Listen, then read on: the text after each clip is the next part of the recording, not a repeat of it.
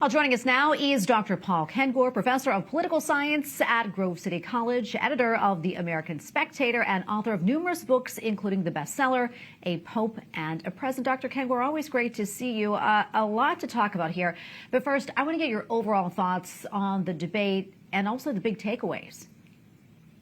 Well, thanks, Tracy. So first of all, I don't even know how to put it into a few words, right?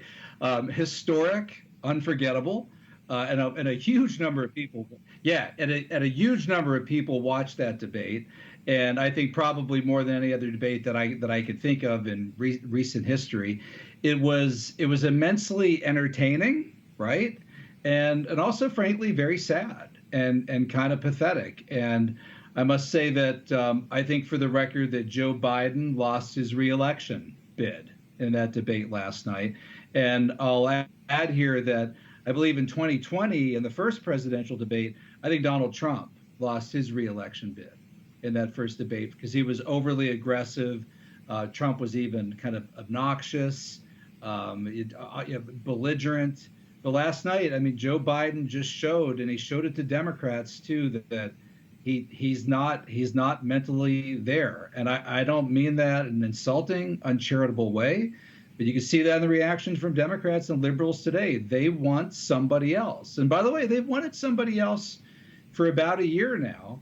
And this really proved to them that I think they have to have somebody else. But the question is, who would that be? I don't think we really know. Yeah, and what would that process even entail?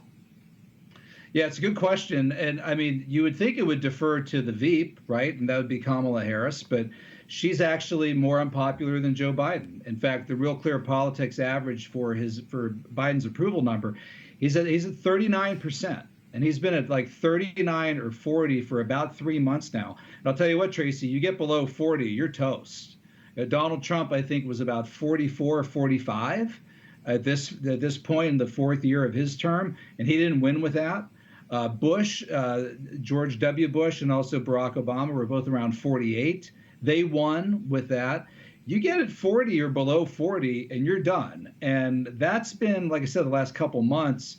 I don't know what it's going to be next week. And also going into the debate last night, Joe Biden was up, or Donald Trump's up by about 1.5% overall in the composite polls, and up by about 2.6% in a 5-person race. I would expect the 1.5 to go up to maybe 3.